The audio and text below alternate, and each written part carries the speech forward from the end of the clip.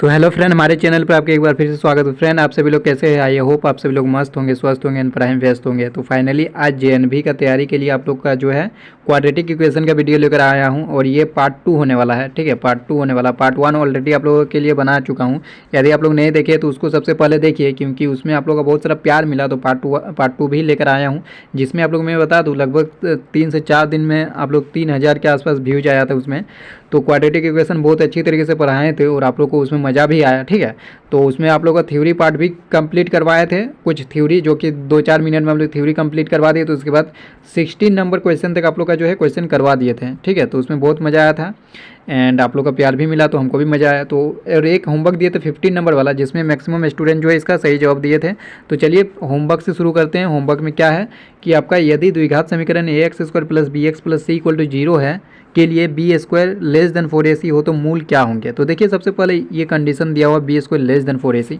तो बताइए 4ac को इस साइड ले आएंगे तो हम लोग क्या लिख सकते हैं, b² माइनस 4ac इसको लिख सकते हैं लेस देन 0। ठीक है, ये लिख सकते हैं।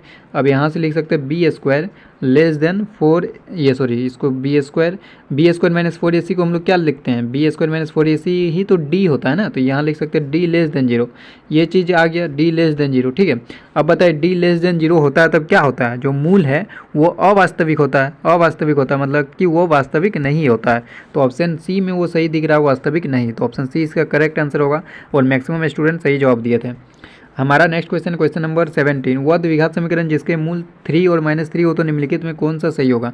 मैंने ऑलरेडी बताया था कि द्विघात समीकरण का 2 मूल जब होगा तो उसको हम लोग समीकरण कैसे बनाते हैं, तो कुछ इस तरह से बनाने का फॉर्मूला है कि x² माइनस मूलों का योगफल मान लीजिए अल्फ़ा बीटा लिए हैं तो अल्फ़ा प्लस बीटा मूलों का योगफल इंटू x प्लस मूलों का गुणनफल इक्वल टू 0। ये चीज़ होता है क्वाड्रेटिक इक्वेशन बनाने का। ठीक है, तो बताएं यहाँ मूल तो दिया है, 2 मूल दिया और अल्फ़ा मान लीजिए 3 है और बीटा मान लीजिए -3 है। ठीक है, तो यहाँ x² माइनस मूलों का योग कितना हो जाएगा, 3 प्लस -3, ये चीज़ हो जाएगा। तो मतलब कि ये ओवरऑल 0 हो जाएगा। अल्फ़ा प्लस बीटा कीजिए ना, 3 - 3 क्या हो जाएगा, 0x हो जाएगा। 0x plus alpha into beta क्या होगा, -9 हो जाएगा इक्वल टू 0। आप लोग करके देखिए। इतना भी बेसिक में नहीं जाऊंगा कि आप लोग का पूरा बता दो कि अल्फ़ा प्लस बीटा कैसे 0 होगा, वो तो इतना भी बेसिक में नहीं जाऊंगा क्योंकि आप लोग 10th क्लास जो है पढ़ कर निकले हैं। तो x² - 9 इक्वल टू 0 हो जाएगा। और आप लोग नवोदय के लिए जाने वाले हैं तो आप लोग के पास तो कहीं ना कहीं टैलेंट होगा, तभी आप लोग जा पाएंगे। तो इतना तो समझ में आ ही जाएगा। ठीक है, चलिए तो x² - 9 इक्वल टू 0 किस में है बताइए, ऑप्शन बी में। तो ऑप्शन बी इसका करेक्ट आंसर होगा। तो मज़ा आ रहा है ना। 80 नंबर देखिए, अच्छा क्वेश्चन है जिसमें क्या कहा जा रहा है, 2 लगातार धन एवं पूर्ण संख्याओं को गुणनफल। धन बोल रहा है मतलब कि पॉजिटिव संख्या और होल नंबर है का गुणनफल दिया हुआ है, और 2 लगातार है। जैसे लगातार मतलब क्या, जैसे 2 और 3 क्या हो, लगातार हो गया। जैसे मैं बोलूँगा 11 और 12 2 संख्या है जो कि लगातार है ना, 11 के बाद 12, तो यही बोला जा रहा है कि लगातार होना चाहिए। तो उसका गुणनफल दिया 72। और देखिए एक संख्या दे दिया है, यदि छोटी संख्या x हो तो बड़ी संख्या क्या हो जाएगी, x+1 हो जाएगा। लगातार मतलब क्या, तो x into x+1 equal to, दोनों का गुणनफल दिया ना, तो x इंटू x+1 क्या दिया हुआ, देखिए गुणनफल 72 दिया इक्वल टू 72। तो ये ऑप्शन किस में दिखाई दे रहा है बताइए, ऑप्शन बी में दिखाई दे रहा है। तो ऑप्शन बी इसका सही जवाब होगा। नेक्स्ट क्वेश्चन, क्वेश्चन नंबर 19, इसमें क्या कहा जा रहा है, यदि ए और बी समीकरण x² minus ax plus b equal to 0 के मूल हो तब। देखिए मैंने एक चीज़ बताया था थ्योरी वाले पार्ट में, आप लोग देख लीजिए पार्ट 1 यदि नहीं देखे हैं तो, और अदरवाइज यदि देखें हैं तब तो आप लोगों को समझ में आना चाहिए कि मैंने क्या बताया था। मान लीजिए एक क्वाड्रेटिक इक्वेशन है कुछ इस तरह से, ax² plus bx plus c equal to 0, कुछ इस तरह से आप लोग एक क्वाड्रेटिक इक्वेशन है और इसका रूट मान लीजिए अल्फ़ा और बीटा है। तो मैंने एक चीज़ आप लोग को बताया था, क्या बताया था कि यदि मूल जो है, मूल दिया हुआ ना अल्फ़ा बीटा मूल है, तो ये जो मूल है वो इस इक्वेशन में सेटिस्फाई करेगा। मतलब कि यदि x की जगह अल्फ़ा पुट करेंगे जो कि इसका मूल है, तो अल्फ़ा पुट करने पर ये चीज़ क्या होगा, ये चीज़ ओवरऑल 0 हो जाएगा, 0 देगा क्योंकि ये सेटिस्फाई करेगा। जो मूल होता है उस इक्वेशन में उसको यदि हम लोग डालेंगे तो वो उस इक्वेशन को सेटिस्फाई करता है, इतना याद रखना है। ठीक है, तो बताइए ये ए और बी क्या है, समीकरण का मूल है, इस समीकरण का मूल है। मतलब कि x की जगह हम लोग a पुट करेंगे तो इस समीकरण को सेटिस्फाई करेगा, और x की जगह b पुट करेंगे तो भी समीकरण को सेटिस्फाई करेंगे, क्योंकि a और b दोनों मूल है तो दोनों इस समीकरण को सेटिस्फाई करेगा। तो अब बताइए सबसे पहले x की जगह a पुट कर दीजिए, इस इक्वेशन में x की जगह a पुट करते हैं। तो बताइए x की जगह a पुट किए तो क्या हो गया, a square minus a into A हो जाएगा। x की जगह a पुट करने से a इंटू ए क्या हो जाएगा, a square, a into A square plus b equal to 0 दिया हुआ है। अब बताइए ए स्क्वायर तो कैंसिल हो गया, यहाँ से हम लोग क्या निकला बी इक्वल टू जीरो, दिख गया ना बी इक्वल टू जीरो। अब बताए बी इक्वल टू जीरो किस ऑप्शन में, किसी ऑप्शन में नहीं, मतलब कि इनमें से कोई नहीं होगा, डी वाला सही जवाब होगा, क्योंकि बी इक्वल टू जीरो हुआ। और ए का वैल्यू भी निकाल लेते हैं, ए का वैल्यू कैसे निकालते हैं कि अब जो बी है उसको सेटिस्फाई करना, इस इक्वेशन में सेटिस्फाई करवा देते हैं, एक्स की जगह बी पुट कर दीजिए एक बार, तो बी स्क्वायर, क्योंकि बी भी तो मूल है ना इस इक्वेशन का, माइनस एक A into B plus B equal to zero, ये चीज़ बन गया बी इक्वल टू जीरो। और हम लोग ऑलरेडी निकाल चुके हैं कि बी का वैल्यू जो है वो जीरो है, मतलब कि ये पूरा जीरो हो जाएगा, ये पूरा जीरो, ये पूरा जीरो और ये भी पूरा जीरो हो जाएगा। अब देखिए ए का वैल्यू क्या होगा, कैसे निकाल पाएंगे। ए का तो हम लोग कुछ भी वैल्यू ले सकते हैं, जैसे ए का वैल्यू आप कुछ भी ले सकते हैं, रियल नंबर, कुछ भी रियल नंबर ले लीजिए तो सेटिस्फाई करेगा इक्वेशन को, क्योंकि बी जीरो है ना। ए की जगह मान लीजिए 5 ले लिया और बी तो ऑलरेडी जीरो है, तो ये तो पूरा ओवरऑल जीरो हो जाएगा ना। ओवरऑल को हम लोग को जीरो बनाना है, तो ओवरऑल कैसे जीरो होगा, बी तो ऑलरेडी जीरो है ना, तो बी मतलब बी ही जीरो बना देगा इसको। ए के जगह कुछ भी ले लीजिए, 5 6 नेगेटिव में भी कुछ भी ले लीजिए, तो ये ओवरऑल जीरो ही बन जाएगा। मतलब कि ए तो ए हमारा कुछ भी हो सकता है, ए बिलोंग्स टू रियल नंबर, कुछ भी हो सकता है, और जो बी है वो जीरो होना चाहिए। ये जिस ऑप्शन में होता है वही ऑप्शन सही होता है, लेकिन ये तो किसी ऑप्शन में नहीं दिख रहा, मतलब कि ऑप्शन डी इसका सही जवाब होगा, इनमें से कोई नहीं। अच्छा क्वेश्चन था। नेक्स्ट क्वेश्चन, क्वेश्चन नंबर 20, इसमें क्या कहा जा रहा है देखिए, ए के जिस यहाँ पर किस होगा, ए के किस मान के लिए समीकरण x square plus 4x plus A equal to zero के मूल वास्तविक और भिन्न होंगे। तो ऑप्शन इसमें गलत सेट किया गया है, कोई भी ऑप्शन मैच नहीं करेगा, तो इसका आंसर आप लोग बता देता हूँ क्या होगा। तो क्या बोला जा रहा है देखिए, सबसे पहले यहाँ पर क्या बोला जा रहा है कि जो मूल है वो वास्तविक और भिन्न है। वास्तविक और भिन्न होने पर मैंने क्या बताया था, डी का कंडीशन क्या बताया, डी ग्रेटर देन जीरो होगा जब वास्तविक और भिन्न होगा। तो बताइए डी ग्रेटर देन जीरो कब होता है, B square minus 4ac greater than zero. अब मैंने ऑलरेडी बताया था क्वाड्रेटिक इक्वेशन, बी क्या होता है, ए क्या होता है, सी क्या होता है। बी क्या होता है, जो एक्स स्क्वायर के साथ रहता है ना उसी को बोला जाता है ए, ठीक है। जो एक्स स्क्वायर के साथ रहता है उसका ए बोला जाता है, जो एक्स के साथ रहता है उसको बोला जाता है बी, और जो कॉन्स्टेंट टर्म रहता है उसको बोला जाता है सी। तो यहाँ पर देखिए ए क्या है, ए तो 1 हो जाएगा, और बी क्या है, बी तो +4 हो जाएगा, एंड सी क्या, सी तो ए हो जाएगा। तो ये चीज़ आप लोग पता होना चाहिए। तो डी के जगह हम लोग क्या लिखते हैं, बी स्क्वायर माइनस 4ac, तो बी स्क्वायर क्या कीजिएगा, 4 का स्क्वायर कीजिए तो 16 हो जाएगा। मैं फॉर्मूला नहीं लिख रहा हूँ कि B square minus 4ac, otherwise आप लोग लिख लीजिए बी स्क्वायर माइनस, इतना भी डिटेल में नहीं जाना चाहता हूँ, मतलब इतना बेसिक में, डिटेल में बोलने का मतलब है कि इतना बेसिक में नहीं जाना चाहता हूँ। B square minus 4ac greater than zero हो जाएगा, तो बी स्क्वायर 16 हो जाएगा माइनस 4ac, 4 और ए की जगह है 1 एंड सी की जगह है ए ग्रेटर देन जीरो। यहाँ से हम लोग क्या निकाल रहे हैं, 16 minus 4a greater than zero. यहाँ से हम लोग निकालिए, देखिए 16 ग्रेटर देन 4a, यानी हमारा निकल गया क्या, यहाँ से हम लोग लिख सकते हैं 4a लेस देन 16, एंड यहाँ से a less than 4, a less than 4 होगा इस ऑप्शन का सही जवाब। तो ये a लेस देन 4 तो किसी में नहीं है, मतलब कि ऑप्शन गलत सेट किया गया, तो इसका आंसर जो होगा a लेस देन 4 होगा, ठीक है। चलिए नेक्स्ट क्वेश्चन की ओर चलते हैं, क्वेश्चन नंबर 21। इसमें क्या कहा जा रहा है, द्विघात समीकरण x square plus 2x minus 3 equal to zero के मूलों के योग का मान ज्ञात कीजिए। अब बताएं मूलों का योग कैसे निकालते हैं, वो तो मैंने ऑलरेडी बताया था एक फॉर्मूला, कि मूलों का योग alpha plus beta equal to क्या लिखते हैं, माइनस बी बाई ए, ये चीज़ लिखते हैं ना। और बी क्या है, ए क्या हो, तो आप लोग इक्वेशन से पता करते हैं। बी क्या बताइए, बी तो यहाँ पर 2 दिख रहा तो 2 लिख दिए, और माइनस साइन तो ऑलरेडी होना चाहिए, तो ठीक है, तो बी की जगह 2 लिख दिए, एंड ए की जगह क्या 1 है, मतलब कि इसका आंसर क्या होगा बताइए, -2। समझ में आ रहा है ना, -2 किस में, ऑप्शन ए में, तो ऑप्शन ए इसका करेक्ट आंसर होगा।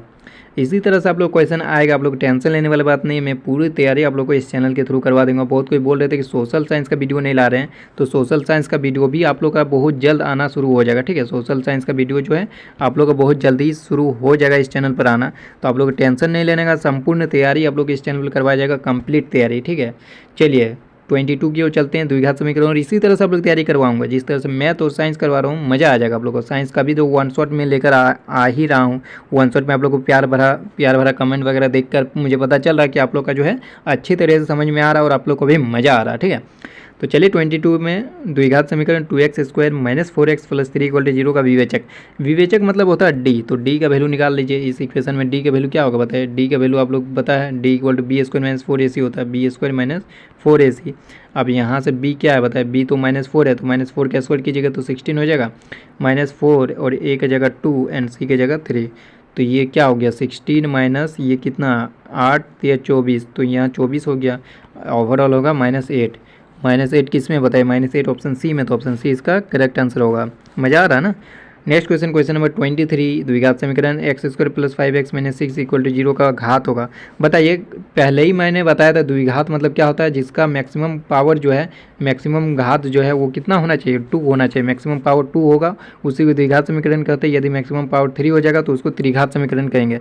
यदि मैक्सिमम घात 1 होगा तो उसको रैखिक समीकरण कहते हैं। ये तो ऑलरेडी मैंने बताया था वीडियो के शुरुआत में ही, जो कि पार्ट 1 में बताया था। ठीक है, तो पार्ट 1 बहुत इंटरेस्टिंग है, यदि आप लोग नहीं देखे तो देखिए, अदरवाइज देख लिए तो आपको समझ में आ रहा होगा कि द्विघात मतलब होता है जिसका मैक्सिमम पावर 2 होगा। तो जब बोल ही दिया द्विघात समीकरण है और इसका घात पूछ रहा, तो द्विघात समीकरण बोलने से हम लोग पता चल गया कि घात जो होगा वो 2 होगा। 2 किस में, ऑप्शन सी में, तो ऑप्शन सी इसका करेक्ट आंसर होगा। नेक्स्ट क्वेश्चन, क्वेश्चन नंबर 24, ये तो बहुत मस्त क्वेश्चन है, होमवर्क लीजिएगा क्या। वैसे ये क्वेश्चन मस्त है तो मैं ही बता देता हूँ इसको। देखिए, सबसे पहले इस चीज़ को लिखना आना चाहिए। इस एक्स के वैल्यू जो दिया ना, √7 प्लस 4√3, मैं इसको इस तरह से लिख सकता हूँ। किस तरह से, देखिए इस तरह से, √7 प्लस 4√3 को मैं इस तरह से लिख सकता हूँ।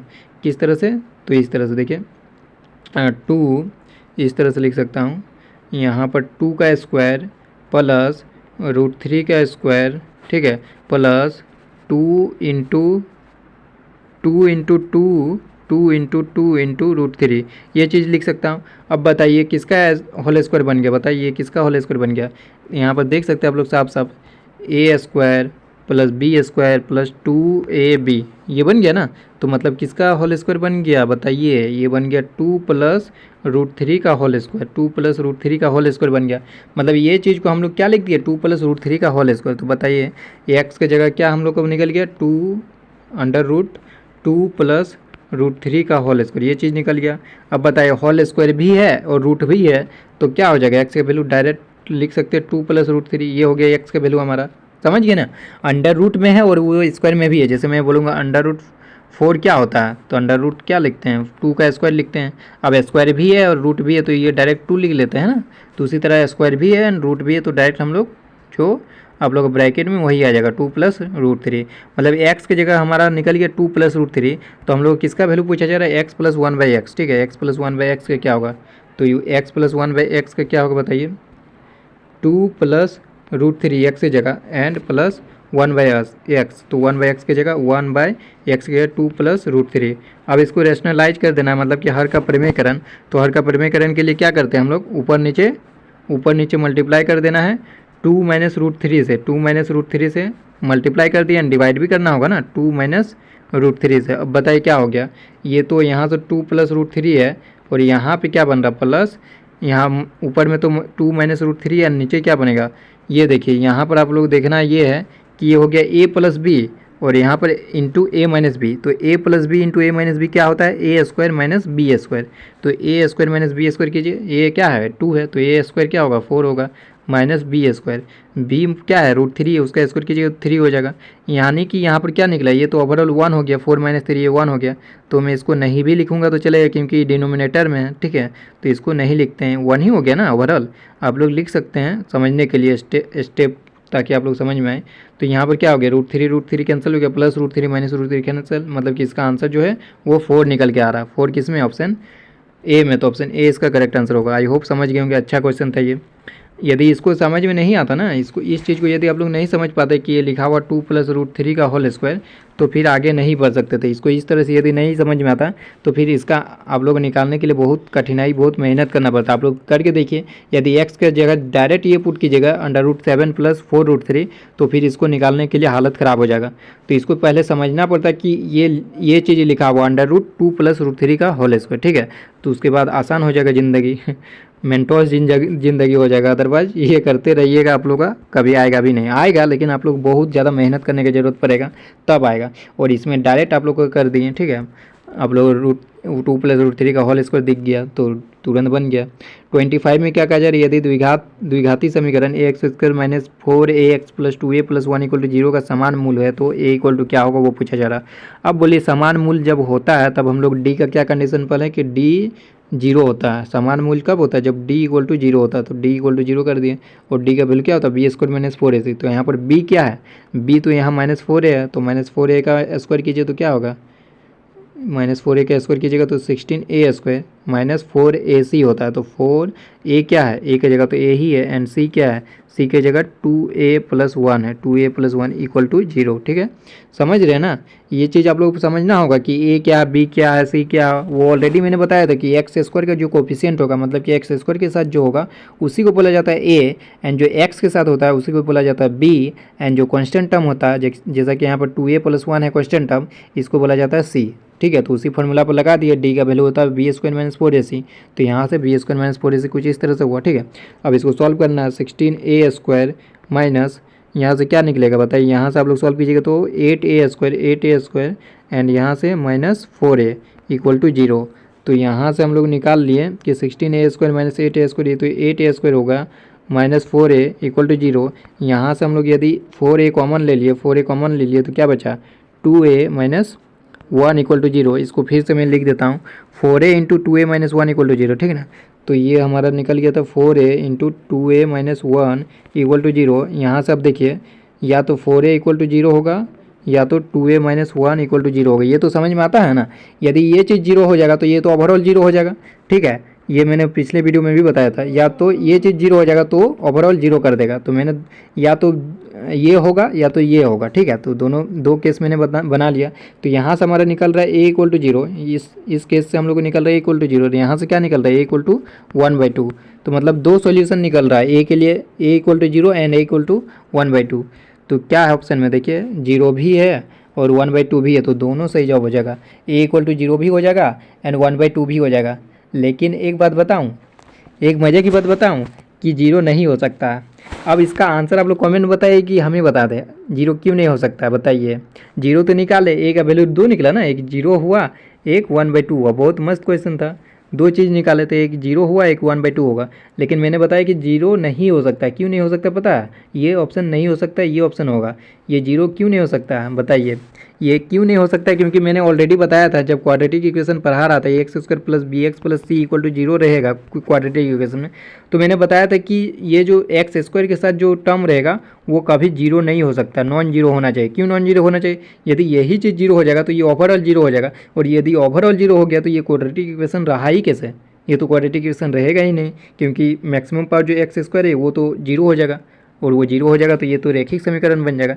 इसलिए मैंने बताया था। देखिए a इक्वल टू यदि हम लोग 0 पुट कर देंगे तो देखिए ये जो x² वाला टर्म है वो तो खा जाएगा, ये तो खा जाएगा, उसको खत्म कर देगा, मतलब कि ये पूरा रैखिक समीकरण बन जाएगा। लेकिन यहाँ पर हम लोग साफ साफ बोला गया है कि ये द्विघात समीकरण है, तो यानी a इक्वल टू 0 नहीं हो सकता, a नॉट इक्वल टू 0। तो a इक्वल टू क्या होगा 1/2 होगा, 1/2 ऑप्शन बी सही जवाब होगा। कितना मस्त क्वेश्चन था।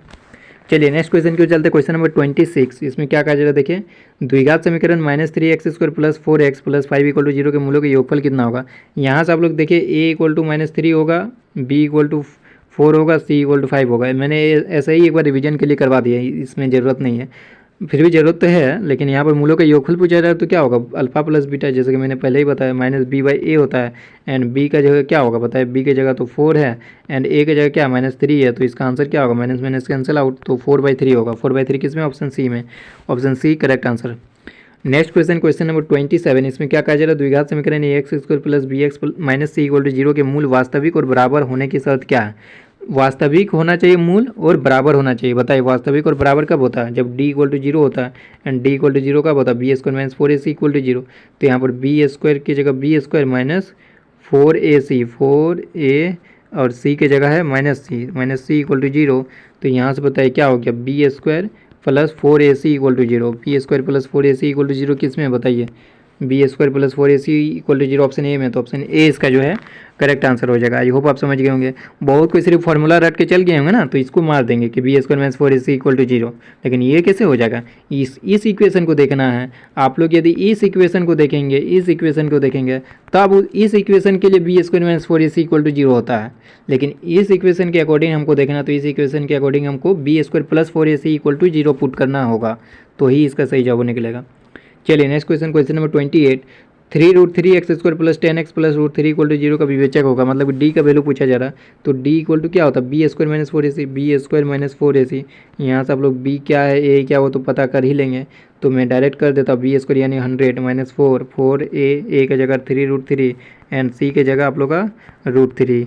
ये चीज़ कितना हो गया 100 माइनस ये क्या हो गया हमारा 4 × 12, और यहाँ पर 3 हो जाएगा यानी 36। अब इसको यदि घटाएंगे तो कितना आएगा 64। 64 किस में, ऑप्शन सी में, तो ऑप्शन सी इसका करेक्ट आंसर होगा। Next question, question number 29, 3x² plus 2x minus 1 equal to 0 का विवेचक होगा। इसमें भी डी का वैल्यू पूछा जा रहा है, तो डी इक्वल टू बी² माइनस 4ac होता है। ठीक है, तो बी² माइनस 4ac कीजिए। बी² क्या होगा 4 माइनस 4 इंटू ए क्या है 3 इंटू सी क्या है -1। इतना क्वेश्चन आप लोग प्रैक्टिस करवा दूंगा कि आप लोग का इससे बाहर क्वेश्चन आएगा ही नहीं। ठीक है, तो ये हो गया 16 क्या है किस में है, ऑप्शन बी में, तो ऑप्शन बी इसका करेक्ट आंसर होगा। हमारा नेक्स्ट क्वेश्चन है क्वेश्चन नंबर 30। इसमें क्या कहा जा रहा है, देखिए के के किस मानों के लिए 4x² माइनस के एक्स प्लस 16 इक्वल टू 0 के मूल बराबर होंगे। अब बताएं मूल बराबर होने का कंडीशन क्या होता है। ये तो मैंने ऑलरेडी बताया कि मूल जब बराबर होता है तब होता है D equal to 0, D equal to 0। ठीक है, अब डी इक्वल टू 0 सिंपली आप लोग कर दीजिए तो क्या होगा बताइए, बी² माइनस 4ac होता है, तो बी² की जगह हो जाएगा के² माइनस 4ac 4, और ए की जगह है हमारा 4 एंड सी की जगह 16 इक्वल टू 0 कर दीजिए। यहाँ से बताइए क्या निकल रहा है, के² इक्वल टू क्या निकल रहा है, इसको मैं उस साइड भेज दिया। ठीक है, माइनस को उस साइड भेज दिया तो प्लस हो गया, तो ये हो गया मेरा 16 इंटू 16 जो कि 16² लिख सकते हैं। ठीक है, या फिर इसको 256 लिख सकते हैं, है ना, 256 लिख सकते हैं। एंड यहाँ से हमारे के निकल क्या गया, के क्या होगा पता है, प्लस माइनस 16 होगा ना। ये चीज़ समझिए ना, प्लस माइनस 16 क्यों होगा, तो आई होप आप समझ होंगे। प्लस माइनस 16 किस में, ऑप्शन बी में, तो ऑप्शन बी सही जब होगा। जैसे मैं बोलूँगा x² इक्वल टू 4 लिखा हुआ है, तो यहाँ से x इक्वल टू क्या होगा, प्लस माइनस 2 होगा। ठीक है, और यदि x इक्वल टू √4 लिखा है तो इसका आंसर 2 होगा, x इक्वल टू 2 होगा। तो उसमें क्या लिखा था, x² इक्वल टू 256, इसलिए मैंने x equal two plus minus 16 लिखा, तो ऑप्शन बी इसका जो है सही जवाब हो जाएगा। चलिए नेक्स्ट क्वेश्चन, क्वेश्चन नंबर 31, यदि द्विघात समीकरण bx² plus ax plus c equal to 0 के मूल समान है, इसमें भी मूल समान दिया गया है। ठीक है, तो d इक्वल टू 0 पुट करना है, d equal to 0 and d का वैल्यू होता है b² माइनस 4ac, तो यहाँ से मैं डायरेक्ट लिख देता हूँ a² minus 4bc equal to 0। तो ये ऑप्शन किस में है, a² minus 4bc, a² minus 4bc, a² minus 4bc किस में है, ऑप्शन डी में, तो ऑप्शन डी इसका सही जवाब होगा। नेक्स्ट क्वेश्चन, क्वेश्चन नंबर 32, इसमें क्या कहा जाए, निम्न में कौन द्विघात समीकरण नहीं है। इसका क्राइटेरिया बताया था, द्विघात समीकरण कौन नहीं है, तो पहले द्विघात समीकरण कौन है यह पता करना होगा। द्विघात समीकरण का मैक्सिमम पावर 2 होना चाहिए, यदि 2 नहीं है तो वो द्विघात समीकरण नहीं होगा। मैक्सिमम घात यहाँ पर देखिए, मैक्सिमम घात कितना हो जाएगा, मैक्सिमम घात यहाँ पर 3 तो नहीं होगा। देखिए यहाँ पर कौन द्विघात समीकरण नहीं ये पूछा जा रहा है, तो इसका क्यूब कर दीजिएगा यदि, तो x³ प्लस 2 का क्यूब 8 होता है, a³ plus b³ plus 3ab 3 फिर x into B into X plus 1 कीजिएगा, मतलब कि x³ वाला टर्म तो यहाँ पर कट जाएगा। ठीक है, x³ वाला टर्म तो कट जाइए, ये आप लोग सॉल्व कीजिएगा तो ये तो आप लोग क्वाड्रेटिक इक्वेशन निकलेगा। अब कहाँ से हमारा x² वाला टर्म कटेगा वो हमको पता करना है। कौन द्विघात समीकरण नहीं ये पूछा जा रहा है, ये तो द्विघात समीकरण है, ये भी हमको द्विघात समीकरण दिख रहा है। यदि स्क्वायर यहाँ पर तो स्क्वायर है ना, तो x² तो यहाँ पर दिख रहा है, ये भी द्विघात समीकरण दिख रहा है, क्योंकि इसको मल्टीप्लाई करने पर x का मैक्सिमम पावर 2 ही दिखेगा। लेकिन ये देखिए ये द्विघात समीकरण नहीं दिखेगा, ये बाई क्वाड्रेटिक दिखेगा, क्योंकि देखिए यहाँ पर x का पावर 4 बनेगा। इसको एलसीएम लीजिए तो कितना आएगा, x का पावर 4 एलसीएम लीजिए इसमें, तो x का पावर 4, डी वाला ऑप्शन चेक करें, x का power 4 plus 1 divided by x² equal to 2 दिया हुआ ना। अब इस x² को उधर साइड भेज दीजिए, क्या होगा बताइए, इक्वल टू 2x²। तो ये बताइए द्विघात समीकरण है नहीं है ना, इसका मैक्सिमम पावर तो 4 है, तो द्विघात समीकरण कैसे बोलेंगे। हाँ, यदि मैक्सिमम पावर 2 होगा तब तो द्विघात समीकरण बोलेंगे, मतलब कि ये द्विघात समीकरण नहीं है, तो ऑप्शन डी इसका करेक्ट आंसर होगा। तो चलिए हमारा नेक्स्ट क्वेश्चन है क्वेश्चन नंबर 33। इसमें क्या कहा जाता है कि के के किस मान के लिए समीकरण के x² plus 4x plus 1 equal to 0 के मूल वास्तविक तथा असमान है। पता है यहाँ पर बोला जा रहा है वास्तविक और असमान। जब वास्तविक और असमान होता है तो डी का क्या कंडीशन होता है, डी तो ग्रेटर देन 0 होता है, डी ग्रेटर देन 0, यानी कि बी² माइनस 4ac क्या होता है, ग्रेटर देन 0।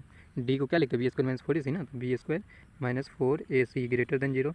और यहाँ से पता है बी क्या है, ए क्या है, सी क्या है, बी तो हमारा 4 हो जाएगा, यहाँ पे देखिए बी 4 हो जाएगा, लेकिन उसका स्क्वायर कीजिएगा तो 16 हो जाएगा, 16 माइनस 4ac 4, और ए हमारा के है एंड सी हमारा 1 है, इक्वल टू बोल रहे हैं ग्रेटर देन 0 करना है। एंड यहाँ से बताइए 16 माइनस 4k ग्रेटर देन 0 हो गया, यहाँ से हमारा हो गया 16 ग्रेटर देन 4k, या फिर इसी को तो लिख सकते हैं ना 4k less than 16, 4k less than 16, यानी कि हमारा हो गया k less than 4, k less than 4 किस में बताइए, ऑप्शन ए में, तो ऑप्शन ए इस क्वेश्चन का जो है करेक्ट आंसर हो जाएगा। नेक्स्ट क्वेश्चन, क्वेश्चन नंबर 34, इसमें क्या कहा जा रहा है देखिए सर 34 में, यदि ax² plus bx plus c equal to 0 के मूल समान हो तो निम्नलिखित में से कौन सा सत्य है। ठीक है। ये आप लोग को होमवर्क दे देते हैं, ये होमवर्क दे देते मूल समान होते नहीं, लेकिन अच्छा ठीक है इसको मैं बना देता, ये होमवर्क दे दे क्या, बी माइनस सी का होल, बी माइनस सी इंटू एक्स स्क्वायर प्लस सी माइनस ए, हाँ ठीक है इसको होमवर्क दे देते, ये अच्छा क्वेश्चन है। तो 35 वाला आप लोग का होमवर्क रहेगा, आप लोग को बताना है ए प्लस सी का वैल्यू क्या होगा, ठीक है। अदरवाइज नेक्स्ट वीडियो में आप लोग को एक्सप्लेन कर दूंगा इसका, यदि नहीं बनेगा तो आप लोग कमेंट कीजिएगा जिसका बन जाएगा, ठीक है। तो मैं 34 वाला बना देता हूँ। यदि A X square plus B X plus C equal to zero के मूल समान हो, मूल जब समान होता है तो क्या होता है, डी इक्वल टू जीरो होता है, तो D equal to zero put करना है इसमें, तो क्या हो जाएगा बताइए, कौन सा इतने ये पूछा जा रहा है ना, तो यहाँ से हमारा क्या होगा, डी इक्वल टू जीरो, तो B square minus 4ac equal to zero हो जाएगा, B square minus 4ac equal to zero होगा। तो वो देखिए B square minus 4ac equal to zero, कौन सा इतने, यही तो सत्य है ना, B square minus 4ac equal to zero आया था ना, B square minus 4ac equal to zero, मतलब कि B square equal to 4ac, ये तो किस में है, ऑप्शन बी में, तो ऑप्शन बी इसका करेक्ट आंसर हो जाएगा। चलिए तो लास्ट क्वेश्चन है 35, यदि द्विघात समीकरण बी माइनस सी इंटू एक्स स्क्वायर प्लस, ये वाला जो है वो तो होमवर्क दे दिया ऑलरेडी, तो इसको होमवर्क में आप लोग बनाना है, ये मैं समझा देता हूँ किस तरह से बनाना है। मूल समान दिया है, मतलब कि D equal to zero put करना है, D equal to zero put करिएगा ना तो आप लोगों को कुछ दिख जाएगा, लास्ट में आप लोग किस तरह दिखेगा पता है, आप लोग कुछ स्क्वायर दिख जाएगा, कुछ इस तरह से स्क्वायर दिख जाएगा, ए प्लस सी का होल स्क्वायर के टर्म में आप लोग को दिख जाएगा, ठीक है, उस तरह दिख जाएगा होल स्क्वायर के टर्म में, उस तरह बना लेना है, ठीक है। पहले तो लिख लेना, उसके बाद ए प्लस सी का होल स्क्वायर के टर्म में बनाने की कोशिश करना, उसके बाद जो है ए प्लस सी आराम से निकल जाएगा। हिंट दे दिए हैं, नहीं बनेगा तो कमेंट कर दीजिएगा, अदरवाइज बन जाएगा तो वो भी कमेंट करना है कौन सा ऑप्शन आया है। चलिए आज के लिए इतना रखते हैं, मिलते हैं इसी तरह का नेक्स्ट वीडियो के साथ, तब तक के लिए take care and bye bye.